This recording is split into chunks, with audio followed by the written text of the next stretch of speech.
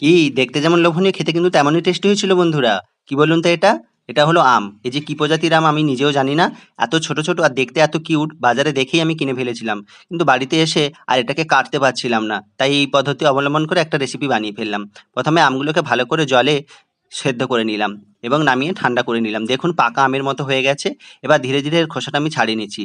আপনারা চাইলে কিন্তু এটা বড় আমকে ছোট, ছোট টুকরো করেও এই রেসিপিটা বানাতে পারেন। খেতে কিন্তু সত্যিই দুর্দান্ত হয়। এমনিই দেখতে সুন্দর লাগছে দেখুন। এবার কড়াইতে দিয়ে দিলাম অল্প পরিমাণ জল এবং ১ বাটি চিনি। আপনারা চাইলে কিন্তু এটা গুড় দিয়েও বানাতে পারেন। এবার চিনিটা ভালো করে মিশিয়ে নিলাম এবং একটা ভালো চিনির শিরা তৈরি করে নিলাম। দিয়ে দিলাম ক্রাশ করা মৌরি এবং ছাড়ানো আমগুলো। দিয়ে ৫ মিনিট ভালো করে ফুটিয়ে নিলাম। দিয়ে রসটাকে আরেকটু গাঢ় করে নিলাম। দিয়ে এর মধ্যে দিয়ে দিলাম সামান্য পরিমাণ জিরে এবং ধনের গুঁড়ো, অল্প একটু হলুদের গুঁড়ো, অল্প একটু লঙ্কার গুঁড়ো। দিয়ে এটাকে আরো ১০ মিনিট ভালো করে ফুটিয়ে নিলাম।